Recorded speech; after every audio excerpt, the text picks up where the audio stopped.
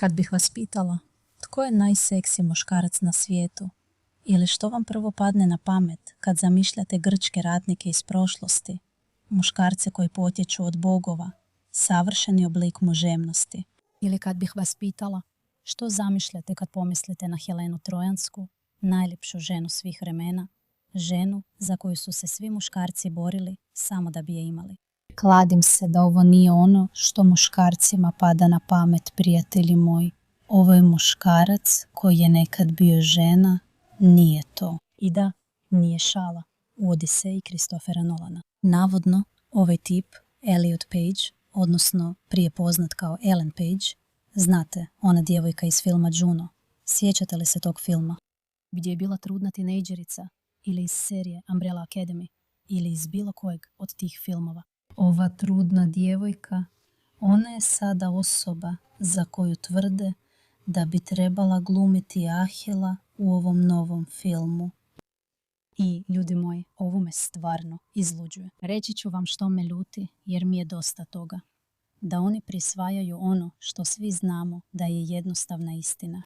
Da definicija lijepih, snažnih muškaraca nisu žene od 1,5 m koje sada tvrde da su muškarci. Mislim, nazovite me ludom, nazovite me transrodnom, transfobičnom. Nisam, stvarno nisam. Samo ne mislim da je to definicija. I što je još važnije, ili jednako važno, također mislim da kad bismo se vratili na to kako je Helena Trojanska izgledala kao oličenje ljepote, znamo da ni to nije bilo ovako. Sada, Lupita Nyong'o je apsolutno prekrasna. U redu. Nemam nikakvih problema s njom. Ali ova podjela uloga. To nije to. Jednostavno nije to, ljudi. Jednostavno nije to. I dosta mi je ovoga. Usput, dobrodošli u Pushback. Ja sam Iraka, vaša voditeljica. Obavezno stisnite ovaj gumb, ali i pritisnite gumb za pretplatu i pridružite nam se u pokretu protiv ludila. Jer ljudi, ja samo želim pogledati film. Samo želim pogledati film i pomisliti kako bi ovako izgledala Helena Trojanska. I ovako bi izgledao Ahilej.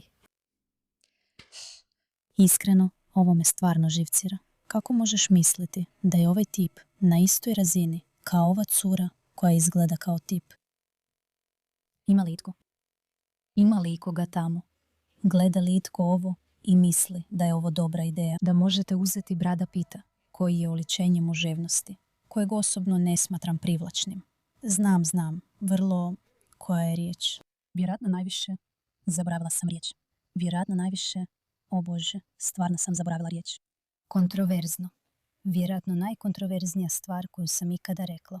Ne mislim da je Brad Pitt posebno zgodan, ali razumijem kako bi on mogao biti malo više definicija muževnosti nego što je ovo. Jao, jesmo li došli do teških vremena, prijatelji moji? Mislim, s obzirom na to da je cijeli internet malo poludio zbog ovoga, postoji šansa da će ga izbaciti iz Odiseje zbog ovog lika, jer to nema nikakvog smisla. Ali opet, tako to funkcionira, podsvjesno. Ne shvaćaš to, ne razmišljaš o tome. Kao, dobro, koga zapravo briga za taj lik? Koga briga ako izabereš nekoga tko izgleda ovako, izgleda onako? Ali kada podučavaš mladiće ili djevojke koji će otići gledati film Christophera Nolana, jer je on jedan od najboljih redatelja svih vremena, i oni će ići gledati Odiseju i čuće o legendi o Ahileju, tom ratniku, grčkom pobjedniku. I onda im kažeš da je to zapravo žena koja je sada muškarac, visok, 1,5 m, koja izgleda tako. Znaš li što podsvjesno usađuješ toj osobi? Da je muškost mrtva. Da je vrhunac muškosti zapravo zbunjene žene. To nikome nema smisla. Mislim, ako već biraš nekoga, barem izaberi visokog. Ako već biraš ženu koja se pretvorila u muškarca, barem izaberi visokog. Jer svi znamo da su muževni muškarci visoki. Zar ne? Mislim, ima mnogo niskih muževnih muškaraca. Ovo nije kritika na račun niskih muškaraca. Ali poanta je li stvarno žena od 1,5 m prikladna za ulogu grčkog ratnika, heroja, mitološkog lika? Da, pomalo iscrpljujuće. I to je jadno. Jer opet, to uči ljude koji ovo gledaju, a nemaju mentalnu sposobnost ili cinično razmišljanje da pogledaju i kažu ok, da, valjda to ima smisla. Nema smisla. Možemo li se samo vratiti na staro? Da se sve vrati u normalu. Mršave žene su ljepše od jako pretilih. U redu. Ljudi koji ne. Ljudi koji se ne brinu o sebi manje su privlačni od onih koji to čine. Muškarci koji su muževni su muževniji od žena koje pokušavaju biti muževne. Jesam li poludjela? Jesam li nešto izgubila? Nisam li u toku?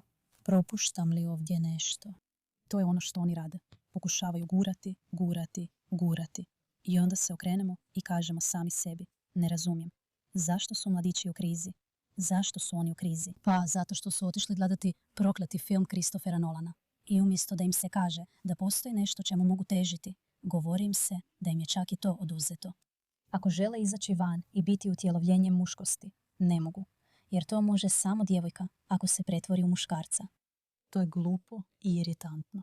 I iskreno, ljudi, to me stvarno ljuti, što vjerojatno možete i primijetiti. U svakom slučaju, nadajmo se da će pritisak javnosti i negodovanje zbog ovoga zapravo natjerati ih da ponovno odluče i izaberu nekog novog.